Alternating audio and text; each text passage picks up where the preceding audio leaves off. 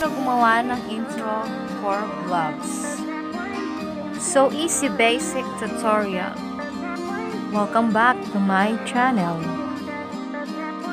Bago tayo mag-start, dapat nakapag-download na kayo ng PixArt at mag-edit muna tayo ng ating intro.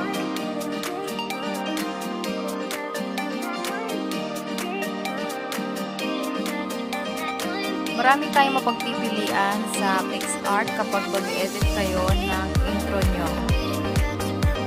Maraming magagandang background dyan at choices. Nasa inyo na kung anong gusto nyo piliin dyan.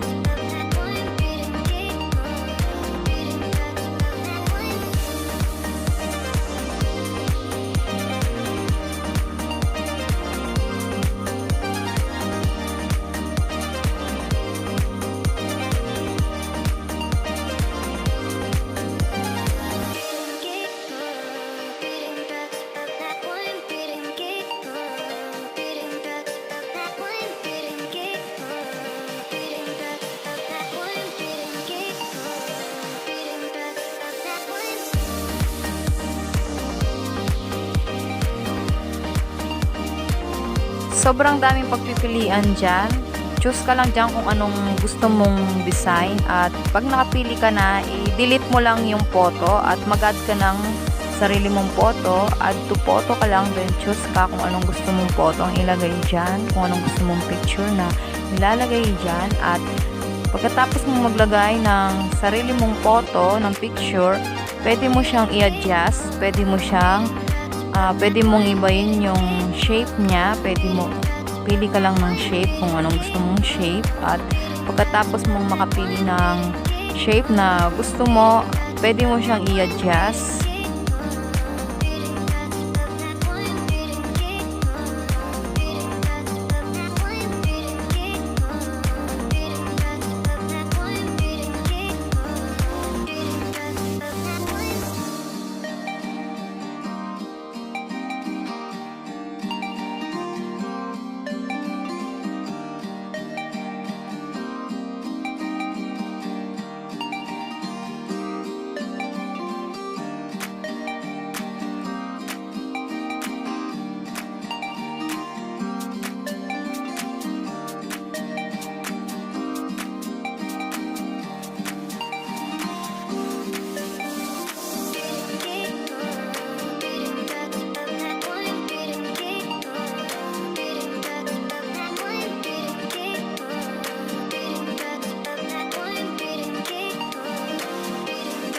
So guys, pagkatapos natin mag-edit, i-save lang natin siya sa ating gallery at automatic na yan nasa gallery natin para pag mag-edit tayo sa ating intro for vlogs ay mag-choose na lang tayo sa ating gallery. So ayan guys, tapos na tayo mag-edit ng ating picture para sa ating intro for vlogs. So mag-edit naman tayo sa KineMaster kapag mag-edit na tayo ng video, gawa na tayo ng ating intro. KineMaster, go to KineMaster lang tayo at pindutin natin yung plus na bilog. Then 16:9 at choose background. Pumili lang kayo kung anong gusto nyong kulay na background dyan. Marami kayong mapagpipilian dyan.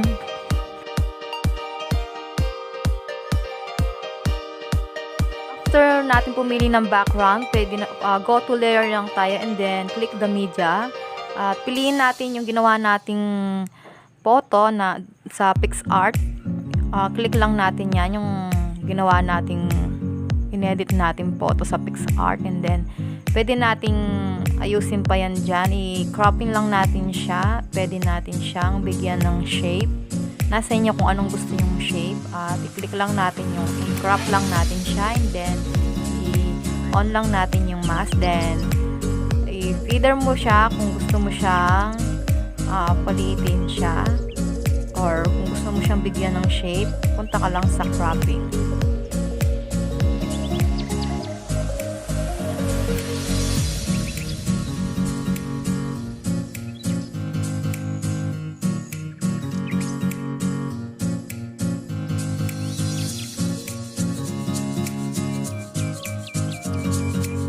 Then after mo siyang lagyan ng shape or i-adjust, pwede mo siyang pagalawin or pili ka sa animation kung anong gusto mo dyan na animation. Pwede play pop, slide right, or kung ano pa ang gusto mo para mapagalaw yung intro na edit natin picture, or nasa iyo dyan, nasa iyo kung ano ang gusto mong animation dyan. Marami kang choices kung paano mo siya pagbabalawin.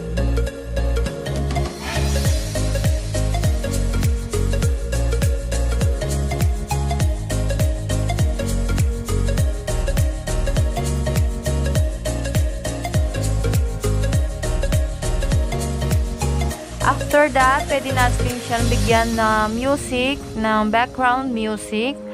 Go to audio lang tayo at mag-choose lang tayo ng music kung anong gusto natin.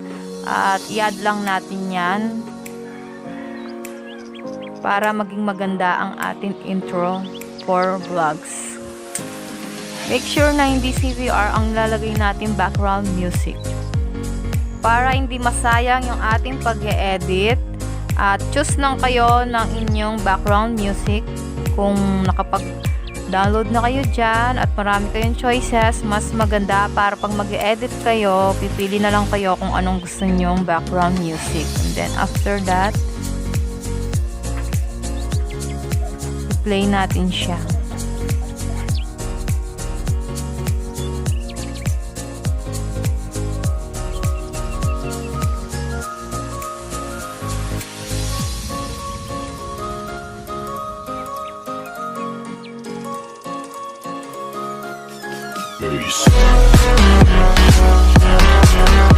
So ayan guys, nakapili na tayo ng background music at na-play natin siya at pwede natin ito i-edit or pwede natin ito i-trim, bawasan yung kanyang volume kung malakas ang gusto nyo or mahina lang, at i-save nyo na kung okay na siya.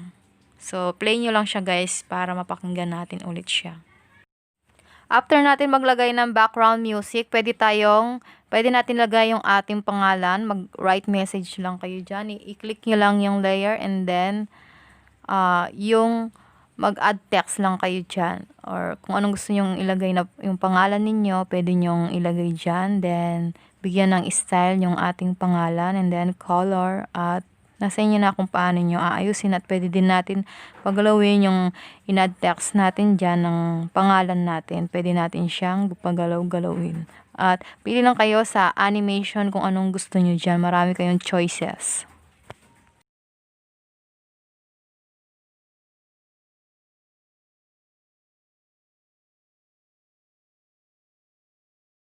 After natin mag-add ng text, pwede natin i-adjust lahat ng ating in-edit dyan. I-adjust lang natin lahat. Nasa iyo kung ilang seconds ang gusto mo. Ikaw nang bahala mag-adjust, at dapat yan lahat ay pantay-pantay yung pagkaka-adjust mo.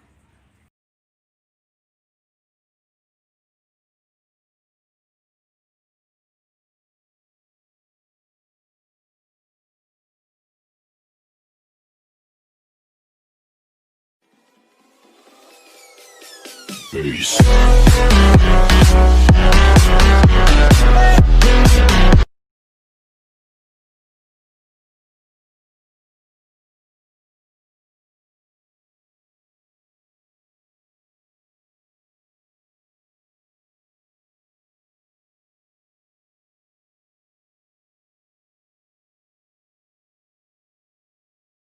So, ayan na siya guys. Tapos na yung ating inedit na intro for vlogs. I-export na natin to. I-save na natin to. Pagkatapos natin i-exporting ito, automatic na masasave na ito sa ating gallery.